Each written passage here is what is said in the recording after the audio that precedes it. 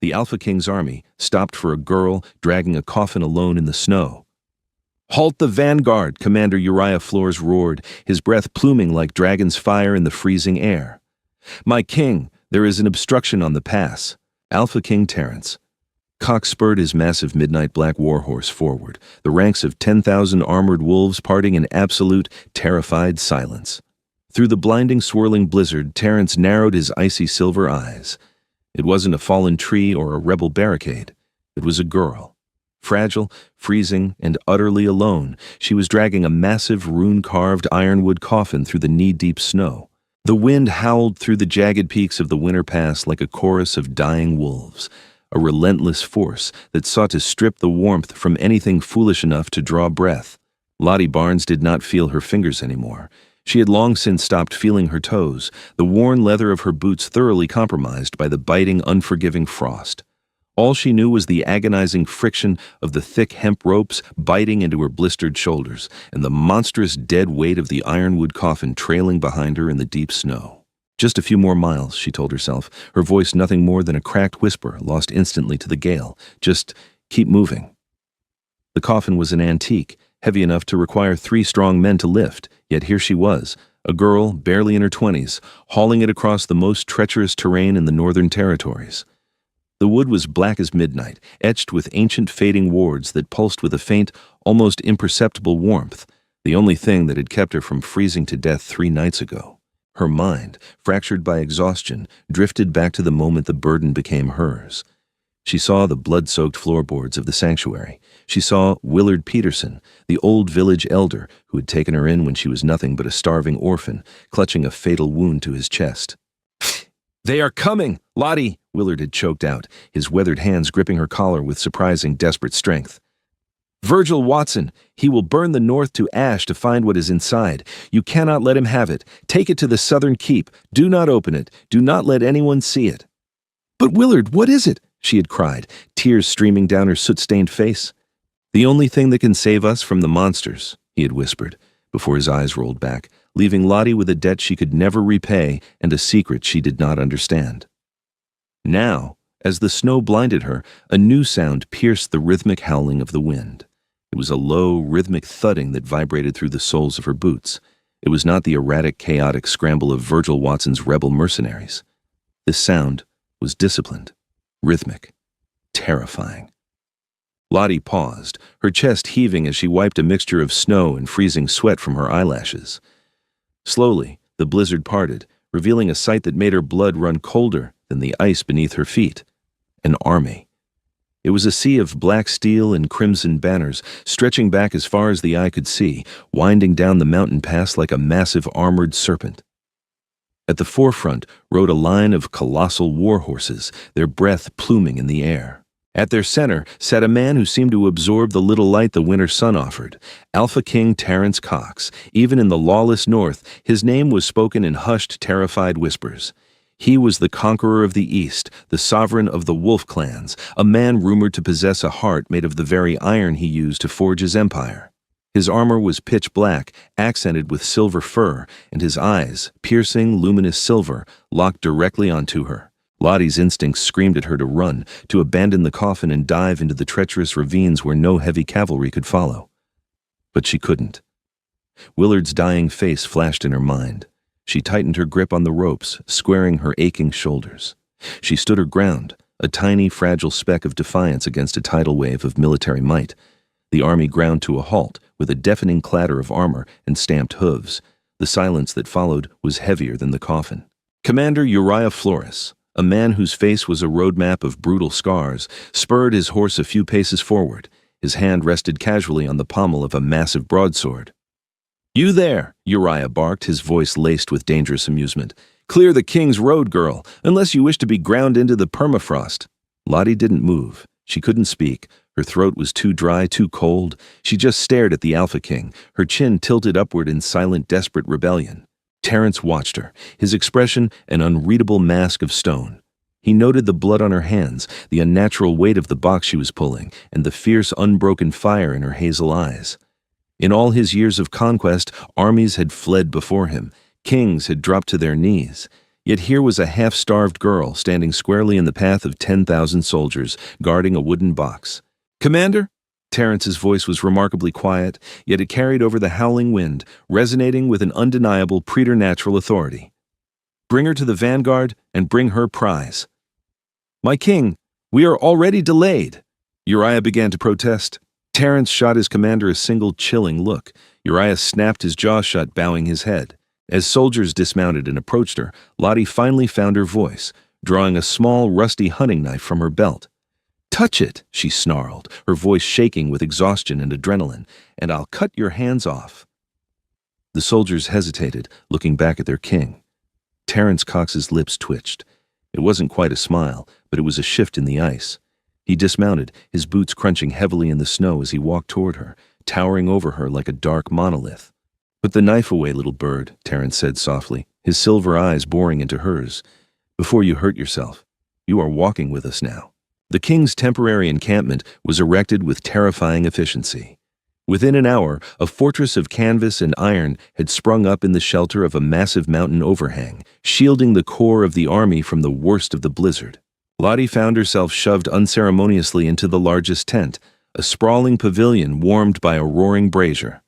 The sudden heat was agonizing to her frostbitten skin, making her extremities tingle with sharp burning pain. She stumbled, collapsing onto the thick fur rugs, her muscles finally giving out after days of relentless strain. The heavy canvas flap swept open, and Terrence Cox entered, followed closely by Commander Uriah Flores. Behind them slipped a woman Lottie hadn't seen outside. She was tall, lithe, and moved with the absolute silence of a hunting cat. This was Hattie Ross, the king's master of whispers and chief scout. Hattie leaned against the main tent pole, her sharp dark eyes assessing Lottie with a mixture of suspicion and grudging respect. "Let me kill her and be done with it, Terrence," Uriah growled, not bothering with formalities in private. "She's a northern scout, Virgil Watson's spy. It's an ambush tactic slowing us down in the pass." "If she is a spy," Hattie chimed in, her voice a smooth, melodic drawl, "she is a remarkably dedicated one. I checked her trail, Commander. She's been dragging that ironwood monstrosity for at least 50 miles, alone. No tracks flanking her, no hidden battalions." Terrence ignored them both. He walked over to the brazier, poured a cup of hot, spiced wine from an iron kettle, and walked over to Lottie. He knelt, an act that shocked both Uriah and Hattie, and held the cup out to her. "Drink," Terrence commanded softly. Lottie looked at the cup, then at him. Her hands shook violently as she reached out, her fingers brushing his leather-gloved hand. The wine burned her throat, but it sent a glorious wave of life back into her chest. She coughed, wrapping her frozen fingers around the warm metal cup. "Who are you?" Terrence asked, his voice a low, mesmerizing rumble. "And why are you hauling a corpse through my mountains?" "They aren't your mountains," Lottie snapped back, surprising herself with her own audacity. The wine was making her reckless. "And my name is Lottie Barnes. As for the coffin, it's none of your business." Uriah drew a dagger, taking a step forward. "Watch your tone, insolent wretch." Terrence held up a hand, stopping Uriah in his tracks without looking at him. "Lottie Barnes." He tasted the name on his tongue. "You are running from someone. The blood on your coat is not yours. It's fresh. 3 days old at most. You are heading south. The only thing south of here is my capital." He leaned in closer, his silver eyes catching the firelight. "What is in the box, Lottie?" "I don't know," Lottie lied, though technically it was the truth. She hadn't opened it. Hattie stepped forward, a wry smile playing on her lips. "She's lying, or half lying. The runes on that box are old magic, Your Grace, sealing magic. You don't put a dead body in a box like that unless you expect it to wake up." "Open it," Terrence ordered. "No!" Lottie lunged, not at the king, but toward the tent entrance where the coffin had been deposited just outside the flap. Terrence caught her easily, his massive hand wrapping around her upper arm. He wasn't hurting her, but his grip was like an iron vice. "You are in no position to deny me, Lottie," Terrence said, his face inches from hers. She could smell pine, leather, and the metallic tang of snow on him. "Virgil Watson has incited a rebellion that threatens to tear this continent apart. I am marching to crush him. If that box contains a weapon, a prisoner, or a plague, I will know." "If you open it," Lottie breathed, her eyes welling with tears of frustration. "The wards will break. Willard said the wards must hold." "Who is Willard?" Hattie asked sharply. "Willard Peterson," Lottie replied, defeated. Hattie and Uriah exchanged a dark look. Terrence's jaw clenched. Willard Peterson is dead, Terrence stated flatly. My spies reported his village was massacred by Virgil Watson's men a week ago. He is dead, Lottie whispered, the grief finally catching up to her. He died in my arms. He gave me the coffin. He told me to keep it from Virgil at all costs. Terrence released her arm, standing up slowly. The atmosphere in the tent had shifted. The unpredictable nature of the king was legendary. One moment a tyrant, the next a calculating scholar. If Virgil Watson wants it, Terrence mused, looking toward the tent flap, then it is valuable. Commander Flores. Sire, double the perimeter guard. We hold here for the night. The blizzard is worsening. Terrence looked back down at Lottie. You will stay in my tent, Lottie Barnes. If you try to run, you will freeze. If you try to steal the coffin, Uriah will kill you. Tomorrow, you will tell me everything about Willard Peterson, and then we will open the box. Lottie curled into a tight ball on the furs, her heart pounding. She was a prisoner of the Alpha King, trapped in the eye of a political storm she didn't understand, guarding a secret that might kill them all. Night descended over the winter pass like a suffocating blanket. The howling wind outside masked the sounds of the camp, creating an isolated, eerie silence within the king's pavilion. Lottie lay awake, staring at the glowing embers of the brazier. Terrence sat at a heavy oak table across the tent, studying parchment maps by the light of a single candle. He hadn't slept. He seemed to draw energy from the cold itself. You should sleep, Terrence said suddenly, not looking up from his maps. The march tomorrow will be brutal. I can't sleep with you planning how to dissect my only reason for living, Lottie retorted, sitting up and pulling a thick wolf fur blanket tighter around her shoulders. Terrence finally looked up, setting his quill down. There was a strange intensity in his gaze, a crack in the cold facade. You have loyalty, Lottie Barnes. It is a rare currency in this world. Virgil Watson's men fight for gold and fear. My men fight for glory and duty. But you are fighting for a ghost. Willard wasn't a ghost. He was the only father I ever knew, Lottie said softly.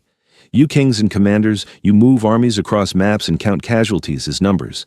Willard knew every name in our village, and Virgil slaughtered them all because of whatever is in that box.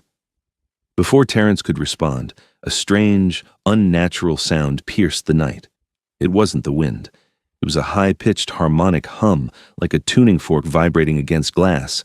Terrence was on his feet in an instant, his sword drawn with a terrifying, fluid grace. The warding stones, he hissed. They've been breached. Chaos erupted. Screams of men and the clashing of steel echoed from the outer perimeter. The flap of the tent was violently torn open, and a bloodied guard fell dead onto the rugs, a black-fletched arrow protruding from his neck. Assassins! Uriah's roar echoed from somewhere outside. Stay behind me, Terrence ordered, stepping over the dead guard and stepping out into the blinding snow. Lottie, driven by sheer adrenaline and the primal need to protect Willard's final wish, grabbed her rusty knife and followed him out. The camp was a nightmare of shadows and fire. Tents were burning, illuminating the falling snow with a hellish orange glow. Men clad in white furs, Virgil Watson's elite ghost warriors, were swarming the camp, moving with unnatural speed. But Lottie's eyes darted immediately to the ironwood coffin. It was sitting where the guards had left it, but 3 ghost warriors were already hacking at the ropes, trying to hook it to a sled. No! Lottie screamed, sprinting across the snow. A warrior turned, raising a wicked curved blade to strike the girl down. Before the blade could fall, a blur of dark leather and steel intercepted him. Hattie Ross appeared seemingly out of thin air, twin daggers flashing in the firelight as she dispatched the warrior with ruthless efficiency. Get back, you idiot! Hattie yelled at Lottie, parrying a blow from another attacker. Terrence was a force of nature. He fought not like a man, but like the wolf his clan was named after. His broadsword cleaved through armor and bone, his movements a deadly dance of absolute precision. He was fighting his way toward Lottie, carving a path through the assassins. Suddenly, Lottie saw her, standing atop a snowbank, watching the chaos with a serene, terrifying smile, was Myrtle Henderson. Myrtle was the wife of a southern duke, ostensibly a hostage guest traveling with the king to ensure her husband's loyalty. But as Myrtle raised her hands, purple dark magic sparking between her fingertips, Lottie realized the horrifying truth. Myrtle was the traitor. She was Virgil Watson's inside agent, the one who had dropped the camp's magical defenses. Myrtle leveled her hands at Terrence's exposed back as he fought off 3 men. A lance of crackling dark energy formed in her palms. Terrence! Lottie shrieked, abandoning all reason. She threw herself forward, tackling the Alpha King just as Myrtle unleashed the spell. The dark magic missed Terrence by inches, slamming violently into the ironwood coffin instead. There was a sound like a thunderclap. A shockwave of pure, blinding white light erupted from the box, throwing Lottie, Terrence, Hattie, and the assassins off their feet. The blast extinguished the burning tents and silenced the wind. Lottie hit the snow hard, her vision spinning. She groaned, tasting copper. As the snow settled, a terrifying silence fell over the camp. The assassins, realizing their element of surprise was gone and the prize was damaged, began to retreat into the shadows under Myrtle's signaled command. Lottie pushed herself up onto her knees, her breath catching in her throat. The ironwood coffin was shattered. The ancient wood had splintered into 1,000 pieces, the glowing runes fading into dead ash. "No," Lottie sobbed, crawling toward the wreckage. "No, no, no." Terrence stood, wiping a streak of blood from his cheek, his silver eyes wide with shock. He walked slowly toward the ruins of the box, his sword lowered. There, lying in the snow amidst the splintered wood, was not a weapon. It was not a dead body. It was a little girl. She couldn't have been more than 7 years old. She was dressed in a simple homespun white dress, her pale skin glowing with a faint ethereal light. Her hair was a shock of silver, identical to the color of Terrence's eyes, and as Lottie crawled closer, she saw the child's chest rise and fall in a slow, rhythmic slumber. "Nettie," Lottie whispered, her voice cracking. Terrence stared at the child, the fearsome Alpha King rendered completely speechless. Uriah Flores, covered in the blood of his enemies, stomped over, his jaw dropping. "A child?" Uriah demanded, looking from the ruined box to Lottie. "You dragged a child through the winter pass in a cursed box?" "Itokur." It was a stasis rune, Hattie breathed, stepping forward, her usual cynical demeanor replaced by profound awe. She knelt in the snow beside the girl. It put her in a suspended sleep, protecting her from the cold and hiding her life force from magical trackers. "Willard Peterson didn't give you a corpse, Lottie. He gave you the future." Terrence slowly sheathed his sword, the metallic ring loud in the quiet aftermath of the battle. "Who is she, Lottie?" Lottie scooped the freezing child into her arms, wrapping her own tattered coat around the girl. Nettie felt unnaturally cold, but her heartbeat was steady. "She is Willard's granddaughter," Lottie explained, tears freezing on her cheeks. "But that's not why Virgil wants her. She's a true seer. The first one born in a century. She can see the threads of fate. Virgil wants to use her to predict his enemy's movements. He wants to use her to win the war." Terrence's expression hardened, a complex storm of emotions brewing in his silver eyes. He had spent his life surrounded by warlords, assassins, and politicians who dealt in lies and bloodshed. He had looked at Lottie and seen another player in the game. He hadn't realized she was playing an entirely different game altogether. She was just trying to protect an innocent. "Myrtle Henderson," Terrence said, his voice dropping an octave, becoming something lethal and terrifying. "She was the traitor. She brought the wards down. She escaped in the chaos," Uriah growled, his face twisted in shame. "My king. I failed to secure the perimeter." "You did not fail, Uriah. We were betrayed from within. A mistake I will rectify personally," Terrence said. He turned his attention back to Lottie, who was shivering violently, clutching the sleeping child to her chest. Without a word, Terrence stepped forward. He unclasped his own massive fur-lined black cloak, the mantle of the Alpha King, and swept it around Lottie and the child, enveloping them both in his immense warmth. The scent of him, strong and protective, surrounded Lottie. "You saved my life," Terrence said quietly, his gaze locking with hers. The ice in his eyes had melted, replaced by a burning, intense fire. "You threw yourself in front of a warlock's spell to save a man who threatened to kill you." "You were standing in the way," Lottie deflected weakly, her cheeks flushing warm beneath the dirt and frost. Terrence's hand gently brushed a stray lock of hair from her face, his thumb grazing her bruised cheekbone. The touch was agonizingly tender from a man known for his brutality. "No one has ever fought for me without expecting a crown or a coin in return. You are a remarkably unpredictable creature, Lottie Barnes." "What do we do now?" Lottie asked, her voice trembling, deeply affected by his proximity. "Now," Terrence announced, turning back to his men, his voice carrying the full roaring authority of the Alpha King, "we do not march south. Virgil Watson wants this child. He will bring his entire rebel army to these mountains to get her. We will not run. We fortify this pass. We make our stand here, and we bury Virgil Watson in the snow."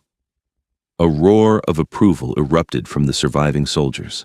Hattie caught Uriah's eye across the camp. The grizzled commander was looking at the king with renewed fanaticism. Hattie smirked, spinning a dagger in her hand. "Looks like we're fighting a war for a little girl and a stubborn stray," she muttered to Uriah. "I've fought for worse reasons," Uriah grunted, though a small, grim smile touched his scarred lips. As Terence escorted Lottie and Nettie back into the repaired pavilion, Lottie realized something profound. She was no longer dragging a coffin alone in the snow. She was walking beside a king, and for the first time in her life, she felt entirely safe. The next 48 hours were a blur of desperate preparation. The Winter Pass, usually a death trap, became a fortified choke point. Terrence's engineers built ice walls and spiked trenches, turning the mountain's geography against the impending attack. Inside the king's tent, a different kind of tension brewed. Nettie had awakened. The little girl sat cross-legged on the furs, eating a bowl of hot stew. She possessed an eerie calm, her large, luminous eyes tracking things in the air that no one else could see. She had looked at Terence once, tilted her head, and said, "You have a shadow of a crown, but a heart of a wolf. The wolf must bleed for the snow to melt." Terence had only nodded solemnly. Lottie, however, found herself constantly hovering near him. The dynamic between them had shifted from captive and captor to something unspoken, heavy with electric anticipation. Catching each other's gazes across the war table, lingering touches when exchanging maps. It was a slow-burning fire in the freezing cold. But not everyone was content. "It's a suicide mission," Uriah muttered to Hattie as they inspected the southern perimeter. "Virgil's bringing 40,000 men. We have 10, and we are trapped in a gorge. We should have taken the girl and rode hard for the capital. Terence is risking the entire kingdom for a peasant girl he met 2 days ago." Hattie leaned against an ice wall, her dark eyes sharp. "Are you questioning the Alpha, Commander?"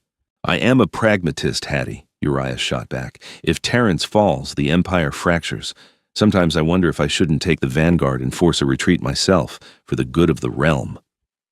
Hattie pushed off the wall, stepping into Uriah's space, her twin daggers suddenly very close to his ribs. "Listen to me, you scarred old bear," she hissed, her voice devoid of its usual mockery. "I've served 3 kings. Terence is the only one who actually gives a damn about the people he rules.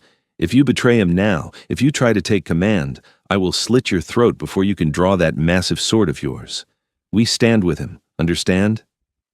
Uriah looked down at the deadly beautiful woman, surprised by her fierce loyalty. Slowly, a genuine grin broke across his face. "I was just testing the wind, Hattie. I'd follow him to hell. I just wanted to make sure you would too." Before Hattie could respond, a horn blew from the northern ridge, a deep, mournful wail that echoed through the pass. "They're here," Uriah roared, sprinting toward the front lines. The battle began not with a clash of steel, but with a roar of the mountain itself. Myrtle Henderson, standing atop a distant cliff flanked by Virgil Watson's heavy infantry, raised her staff. She chanted in a forgotten tongue, her voice amplified by dark magic. The snow on the peaks above the king's army began to shudder. "Avalanche!" the cry went up. A tidal wave of white death cascaded down the mountain walls, threatening to bury the vanguard alive. Terence reacted instantly. "Shield wall! Arch the lines!" he bellowed. But it wouldn't be enough. Lottie, standing near the command tent with Nettie, watched in horror as the snow roared downward.